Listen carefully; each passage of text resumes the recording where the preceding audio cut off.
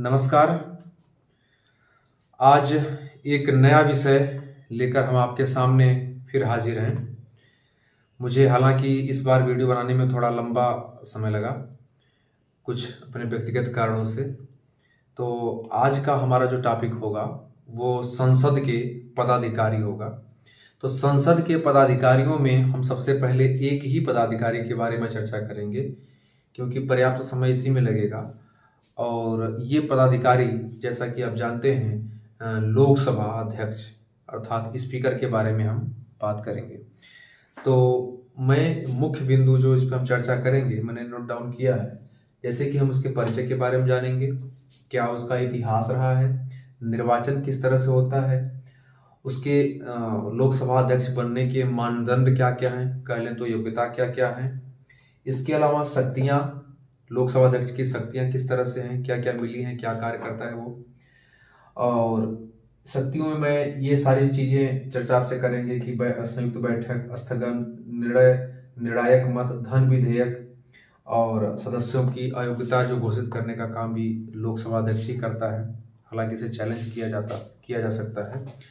इसके बाद हम पढ़ेंगे कि आईपीजी, इंडियन पार्लियामेंट ग्रुप की, मतलब भारतीय संसदीय समूह की किस तरह से वो अध्यक्षता करता है, ठीक है, पूरे विश्व के पटल पर। और समितियों का गठन जो होता है, आप जानते ही हैं कि जितनी भी लगभग समितियां बनती हैं उसमें उसका काफ़ी सहयोग होता है। उसके बाद हम आर्टिकल 95 को भी आज इसी में एक्सप्लेन करेंगे आपके सामने, 96 को भी, और 97 का भी। कहने का मतलब 97 वेतन भत्तों का निर्धारण संसद के पदाधिकारियों का। तो सबसे पहले हम अगर बात करें कि लोकसभा अध्यक्ष के परिचय के बारे में, तो सबसे पहले होता क्या है कि जब चुनाव संपन्न हो जाता है, चुनाव संपन्न होने के बाद तत्काल बाद एक राष्ट्रपति द्वारा एक प्रोटेम स्पीकर की नियुक्ति की जाती है। ये प्रोटेम स्पीकर क्या करता है? प्रोटेम स्पीकर का काम ही यही है कि ये लगभग सबसे जो है वरिष्ठ व्यक्ति होता है, और इसकी जब नियुक्ति होती है तो ये अन्य वहाँ के जो सदस्य होते हैं उनको उनकी सदस्यता का शपथ दिलाना, वहाँ जो भी अध्यक्ष उसमें से बनना चाहता है उसको शपथ दिलाना, ये सारे काम प्रोटेम स्पीकर के ही होते हैं। और ये एक तरह से काम चलाऊं, अगर कह लें कि काम चलाऊं, ये जो है लोकसभा का अध्यक्ष कुछ समय के लिए बनाया जाता है राष्ट्रपति के द्वारा। क्योंकि आप जानते हैं कि जो अभी हम इसमें कार्यकाल पढ़ेंगे लोकसभा अध्यक्ष का, तो लोकसभा अध्यक्ष का कार्यकाल 5 साल का तो अमूमन होता है। अमूमन कार्यकाल लोकसभा अध्यक्ष का 5 साल का ही होता है, लेकिन वो तब तक बना रहता है जब तक उसकी अगली बैठक नहीं हो जाती है। सदन की अगली बैठक यानी प्रथम बैठक जब होती है, नए सदन के जब गठन होता है, उसकी जो प्रथम बैठक होती है उसके एक दिन पहले ये अपना पद छोड़ता है। और जब एक दिन पहले ये अपना पद छोड़ता है तो जो ये प्रोटेम स्पीकर होते हैं, ये वहां के सदस्यों की, जो सदस्य हैं उनको, ठीक है, नए, एक तरह से देखा जाए नए लोकसभा अध्यक्ष की नियुक्ति करने में, ठीक है, जितने भी मंत्री आदि बनाए जाते हैं, ठीक है, उनकी मंत्री का तो हम अगर अभी जिक्र ना करें तो ही अच्छा है, क्योंकि जब नए लोकसभा अध्यक्ष बन जाते हैं तो उनको फिर नियुक्ति कराने का, मंत्री का सरकार में गठन जो होता है, तो मंत्री आप हटा ही दे इसमें। तो नए सदस्यों की, जो एक संसद के सदस्य की जो सदस्यता लेते हैं उनकी, और नए लोकसभा अध्यक्ष का जो चयन होता है उसमें इनका काफी सहयोग होता है, प्रोटेम स्पीकर का। और फिर ये उसके बाद ये उनका भी पद उतने समय के लिए केवल कार्यरत रहता है, ठीक है। तो ये इनका एक तरह से परिचय है। अब हम इनके इतिहास के बारे में जानें कि जो संसद के पदाधिकारी हैं उसका इतिहास किस तरह से है। तो सबसे पहले अगर हम बात करें तो इसका इतिहास निकल के आता है कहां से? भारत में वर्ष 1921 की बात है। कब की? 1921 की। 1921 में क्या होता है कि 1921 में एक अध्यक्ष एक उपाध्यक्ष जो अभी वर्तमान में चल रहे हैं, यहाँ कौन चल रहा है, वर्तमान में अध्यक्ष हैं, हालांकि उपाध्यक्ष का पद अभी रिक्त चल रहा है, ठीक है। तो एक उपाध्यक्ष है, ठीक। ये अध्यक्ष और उपाध्यक्ष का जो पद है ये 1921 में आया, और किस अधिनियम से आया, तो ये अधिनियम 1919 का था, 1919 के अधिनियम से आया था। 1919 के ही अधिनियम को क्या कहा गया, मॉन्टेग्यू चेम्सफोर्ड सुधार अधिनियम कहा गया है, ठीक है। इसी को क्या कहा गया है, इसी को कहा गया है मॉन्टेग्यू चेम्सफोर्ड सुधार अधिनियम। कहने का मतलब जो ये अध्यक्ष का पद है और ये जो उपाध्यक्ष का पद है संसद के में, लोकसभा में, ये कभी निकल के आया तो वो आया सन 1921 में इसका प्रादुर्भाव हुआ, और ये जब प्रवेश किया तो प्रवेश किया 1919 के मॉन्टेग्यू चेम्सफोर्ड सुधार से इसका प्रयोग, इसमें प्रवेश हुआ सन 1921 में भारतीय राज्य व्यवस्था में, ठीक है। यहां से इसका सृजन होता है। तब जब सृजन हुआ तब इसका नाम अध्यक्ष और उपाध्यक्ष नहीं हुआ करता था, ठीक है। तब इसका नाम क्या हुआ करता था, इसका नाम प्रेसिडेंट और डिप्टी प्रेसिडेंट, ठीक है। ये प्रेसिडेंट थे, अध्यक्ष के महोदय जो थे वो क्या थे, प्रेसिडेंट थे, क्या थे, प्रेसिडेंट। और ये क्या थे, ये डिप्टी प्रेसिडेंट थे, ठीक। लेकिन फिर ये बदला कब नाम इनका, तो इनका नामकरण यही बाद में चल करके ये प्रेसिडेंट अध्यक्ष बनते हैं, ये डिप्टी प्रेसिडेंट उपाध्यक्ष बनते हैं। कब बनते हैं, तो 1935 के अधिनियम से, 1935 के अधिनियम से इनको प्रेसिडेंट को अध्यक्ष और डिप्टी प्रेसिडेंट को उपाध्यक्ष बनाया गया। ये व्यवस्था प्रेसिडेंट और डिप्टी प्रेसिडेंट की यह व्यवस्था सन 1947 तक ऐसे ही चलती रही, ठीक है। उसके बाद इनका नाम बदल दिया गया। तो ये इनका इतिहास था, ठीक है। शार्ट में आप लगभग सब जान गए। आप फिर से एक बार आपको बता देते हैं कि वर्ष 1921 में ये व्यवस्था प्रेसिडेंट और डिप्टी प्रेसिडेंट के रूप में प्रवेश करती है। किस अधिनियम से प्रवेश करती है, तो मॉन्टेग्यू चेम्सफोर्ड सुधार से प्रवेश करती है, सन 1919 के अधिनियम से प्रवेश करती है व्यवस्था। तब अध्यक्ष और उपाध्यक्ष का पद जो नाम था, वो आज जो नाम है वो तब हुआ करता था प्रेसिडेंट और डिप्टी प्रेसिडेंट, ठीक है। और प्रेसिडेंट और डिप्टी प्रेसिडेंट का नाम ये जो है सन 47 तक, आजादी के पहले तक चलता रहा। ये नाम जो बदला गया था बीच में इनका, वो 1935 के अधिनियम के तहत इनका नाम बदल करके अध्यक्ष, और भारत शासन अधिनियम 1935 आप जानते हैं, जिससे लगभग 250 कानून हमारे भारत संविधान में लिए गए हैं। तो इस तरह से इनका नाम वो अध्यक्ष और उपाध्यक्ष के रूप में हुआ। ये हो गया इनका इतिहास। निर्वाचन के बारे में अगर बात करें, अगला बिंदु मैंने लिखा है इसमें, निर्वाचन। देखिए, निर्वाचन के बारे में अगर बात करें तो कोई इसमें विशेष योग्यता नहीं दी गई है कि निर्वाचन कैसे है, क्या है। सीधी सी बात है कि जो उसके सदस्य हैं, जो लोकसभा के सदस्य, जो लोकसभा के जो जितने भी सदस्य हैं, वही सदस्य मिल करके इनका निर्वाचन करते हैं, ठीक है। उन सदस्यों के माध्यम से निर्वाचन होता है और ये 5 साल के लिए चुने जाते हैं। मानदंड वही है कि मानदंड उनका क्या है कि केवल उनको उस लोकसभा का सदस्य बनने के लिए ये है कि देखा जाता है कि वरिष्ठतम हूं और कानून के जानकार हूं, ऐसे लोगों को अध्यक्ष के रूप में सदस्य चुनते हैं। कार्यकाल 5 साल अनुमोदन होता है, लेकिन वो 5 साल के पहले भी छोड़ सकता है, कार्यकाल पद रिक्त कर सकता है। क्यों? अगर वो स्वयं त्याग दे दे, अगर वह स्वयं त्याग पत्र दे देता है, स्वयं त्याग पत्र दे देता है अगर, तो स्वयं त्याग पत्र के माध्यम से भी उसका पद रिक्त हो सकता है। दूसरा, अगर संसद जो है एक प्रभावी बहुमत 14 दिन पहले लाए, 14 दिन पहले, और कहे कि आपको अपने पद से हटना है और वो प्रस्ताव पारित हो जाए सदन में, तो संसद इनको हटा सकती है। ठीक है, लोकसभा, ठीक है, एक प्रभावी बहुमत लाती है और 14 दिन पहले लोकसभा अध्यक्ष को सूचना देती है कि आपके खिलाफ प्रस्ताव लाया जा रहा है। हाँ, ध्यान इसमें देना है कि 14 दिन पहले जब सूचना लाई जाएगी इसके खिलाफ, तो वो उसमें वोटिंग होती है।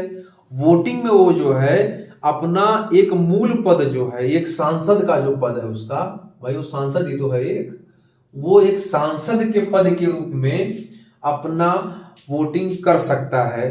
स्वाभाविक सी बात है, वो अपने पक्ष में करेगा, यहाँ कहने की कोई औचित्य ही नहीं कि पक्ष है विपक्ष में करेगा।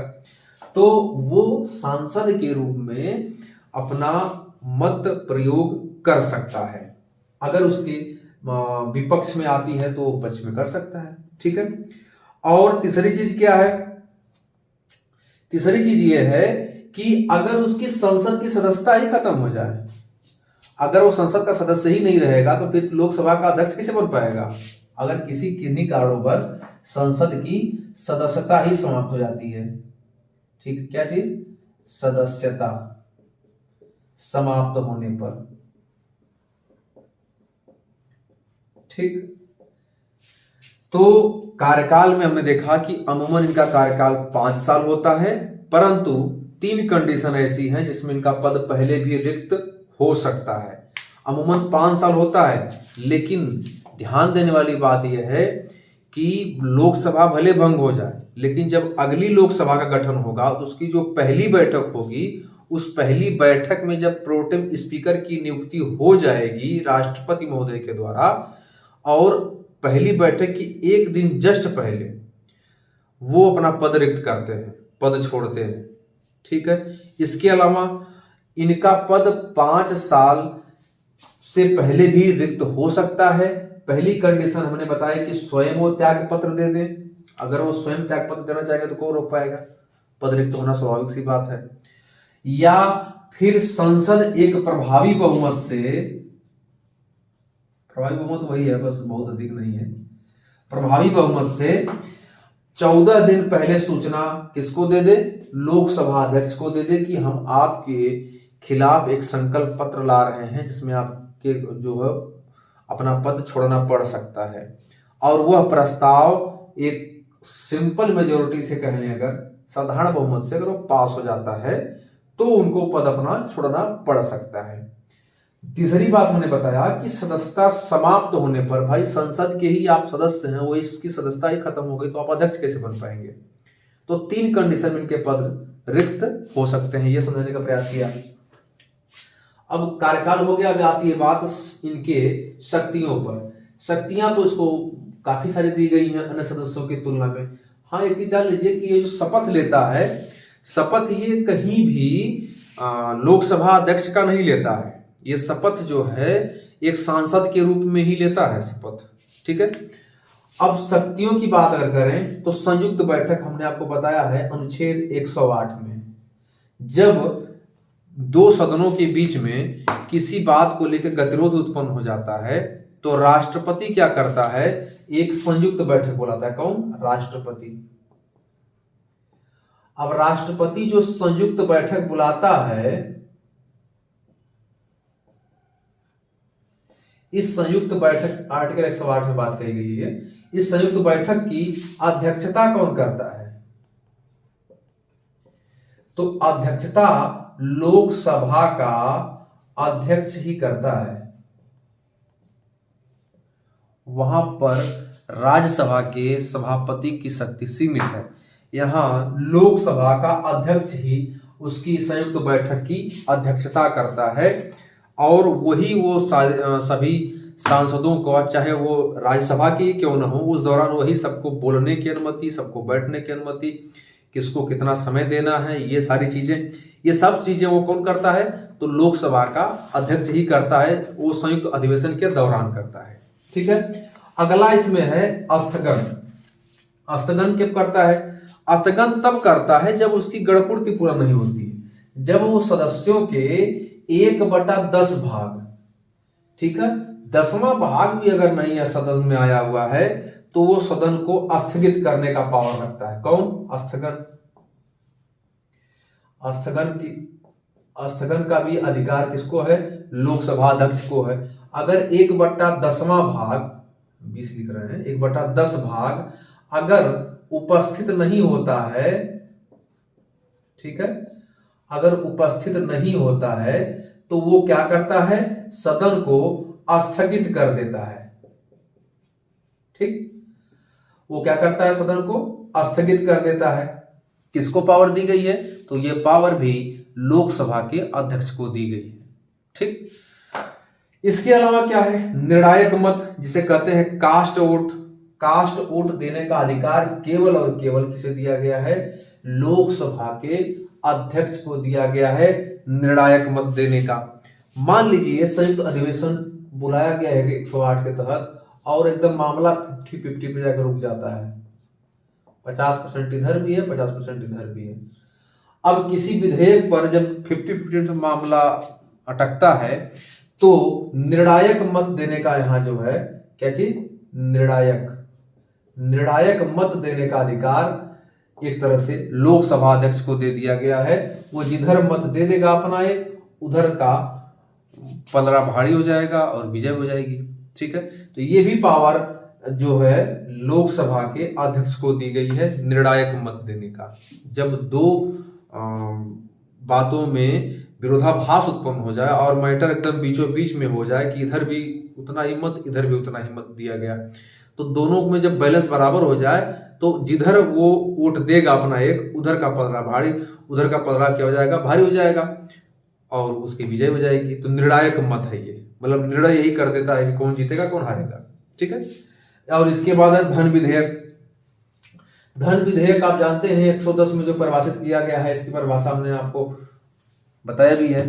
ठीक है, तो धन कोई भी विधेयक धन विधेयक है कि नहीं, इसका डिसीजन भी कौन लेता है? तो इसका डिसीजन भी लोकसभा का अध्यक्ष ही लेता है कि यह धन विधेयक है या नहीं। ठीक है, तो इसका निर्णय करने का काम, इसका पावर दी गई है किसको? लोकसभा के अध्यक्ष को। इसके अलावा सदस्यों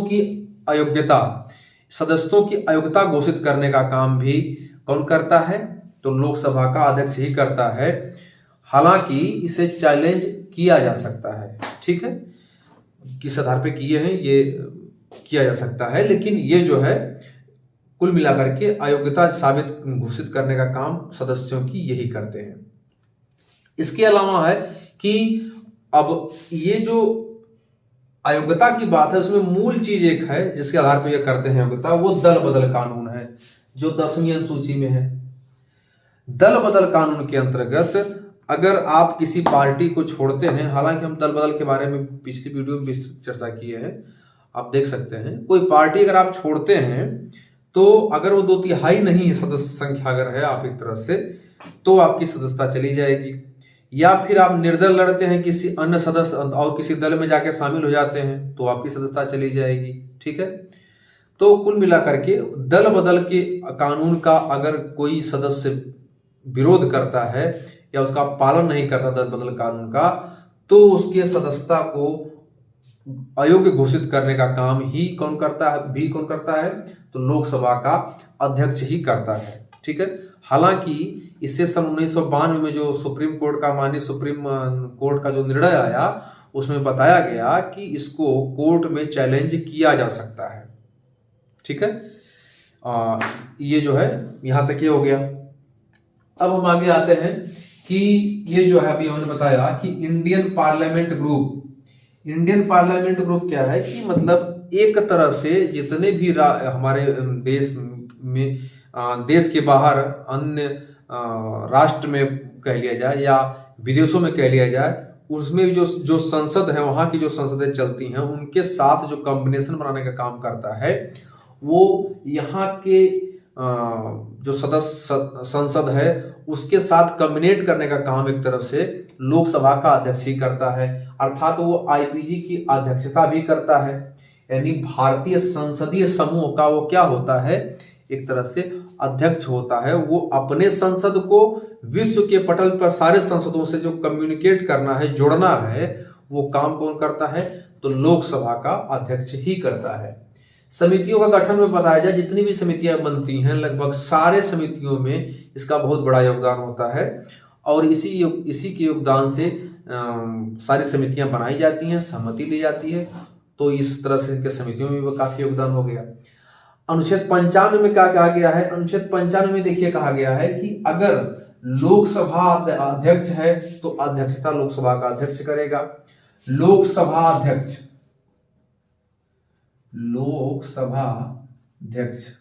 अगर है तो अध्यक्षता ये करेगा, अगर ये नहीं है तो उपाध्यक्ष करेगा। उपाध्यक्ष अगर नहीं है तो क्या होगा, इसके बारे में बताया गया है।